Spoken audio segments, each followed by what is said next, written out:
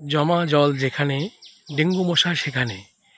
যেখানে যেখানে পরিষ্কার জল জমা হয়ে থাকে, মিনিমাম 5 মিলিলিটার জল যদি পরিষ্কার জল জমে থাকে, তাহলেই আর কি সেখানে ডেঙ্গুর মশা ডিম পাড়ে। এবং সেখান থেকে আস্তে আস্তে ডিম থেকে আর কি মানে ডিমের যে লার্ভা, সেখান থেকে পিউপা, এবং সেখান থেকে আস্তে আস্তে পূর্ণাঙ্গ মশায় পরিণত হয়। তারপরে বিভিন্ন মানুষকে কামড়াতে থাকে। এইভাবে আস্তে আস্তে ডেঙ্গু রোগ একে একে ছড়িয়ে পড়ে।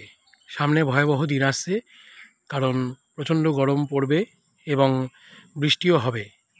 সেই জন্য সবার কাছে অনুরোধ যে আপনাদের বাড়ির আশেপাশে দইয়ের ভাঁড়, আইসক্রিমের বাটি বা ছোটো ছোটো প্লাস্টিক, বিশেষ করে যে কালো যে ত্রিপল টাইপের যে প্লাস্টিকগুলো বিভিন্ন জায়গায় কাঠ ঢাকা থাকে বা বিভিন্ন জিনিস ঢাকা থাকে, সেগুলো পকেট পকেট হয়ে যায়, মানে গর্ত গর্ত মতো হয়ে যায়, এবং সেখানেই কিন্তু ডেঙ্গুর মশা ডিম পাড়ে।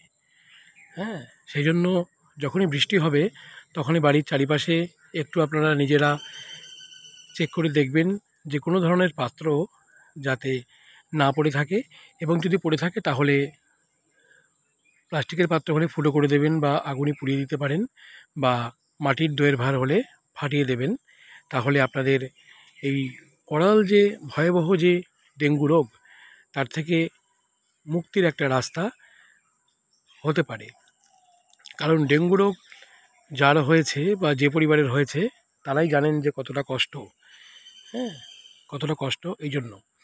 আর গ্রামাঞ্চলে যখন বাড়িতে বাড়িতে বিডিও অফিসের মাধ্যমে, পঞ্চায়েতের মাধ্যমে যখন ভিলেজ রিসোর্স পার্সন বা ভিআরপিরা যায় এই ডেঙ্গু বিষয়ে সচেতন করার জন্য, তখন অনেক ব্যক্তি তাদেরকে একটা বোঝা বা তাদের এই কার্যকলাপ বা তাদের এই যে ডেঙ্গু সম্পর্কে যে বক্তব্য, সেটা যখন বলতে যায় একটা বিরক্তি বোধ করেন যে আবার এই ছেলেটি বা এই মেয়েটি আসলো আমাদের বিরক্ত করতে। কিন্তু তাদেরকে বোঝা মনে করবেন না। ভিআরপি অর্থাৎ ভিলেজ রিসোর্স পার্সনরা হলো আপনাদের বন্ধু। সদা সর্বদা তাদের কাজ হলো আপনাদেরকে সৎ যুক্তি পরামর্শ দিয়ে, হ্যাঁ, আপনাদেরকে নারিশিং করা, অর্থাৎ সৎ যুক্তি পরামর্শ দিয়ে যাতে ডেঙ্গু না হয়, ডেঙ্গু থেকে কি করে ভালো থাকা যায় সেই উপদেশ দেওয়ার জন্যই বিডিও অফিস থেকে পঞ্চায়েতের মাধ্যমে আপনাদের বাড়িতে তাদেরকে পাঠানো হচ্ছে। কিন্তু তাদেরকে উটকো বোঝা বলে কখনোই মনে করবেন না, কারণ ভিলেজ রিসোর্স পার্সনরা সদা সর্বদাই আপনাদের বন্ধু। ঠিক আছে? আর যেটা বলবো যে ভিসিটি, ভেক্টর কন্ট্রোল টিমের আন্ডারে যারা স্প্রে করে, তো সবাই মনে করেন, আমি যদি না জানতাম আমিও তাই বলতাম হয়তো, যে সবাই চান যে বাড়ির আনাচে কানাচে জঙ্গলে স্প্রে করার জন্য।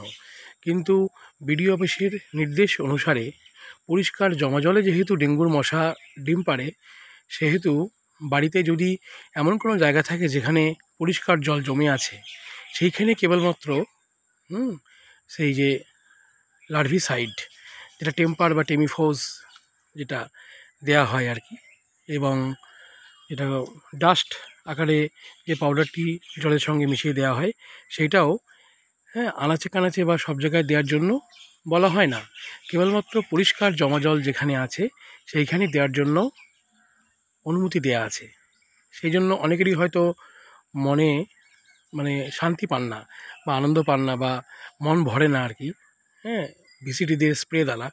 কিন্তু বিডিও অফিস থেকে যা নির্দেশ দেওয়া আছে সেইভাবেই তো দিতে হবে, তাই না? কারণ এটা তো বিষাক্ত জিনিস, এটা সমাজের উপর প্রভাব ফেলতে পারে। ঠিক আছে, বাজে প্রভাব ফেলতে পারে। এই জন্য কেবলমাত্র মশার যে লার্ভা, সেটা থেকে মারার জন্যই এই স্প্রেটা করা হয়। ঠিক আছে, এটা মশা মারার কিন্তু স্প্রে নয়।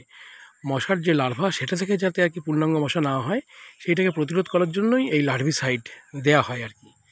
হ্যাঁ, সেই জন্য কেউ কখনো এই যে স্প্রে হয় সেই স্প্রের বিরুদ্ধে কখনো যাবেন না আর কি। হ্যাঁ, ঠিক আছে, যেইভাবে নির্দেশ আছে সেইভাবেই তারা বাড়িতে বাড়িতে স্প্রে করে থাকেন।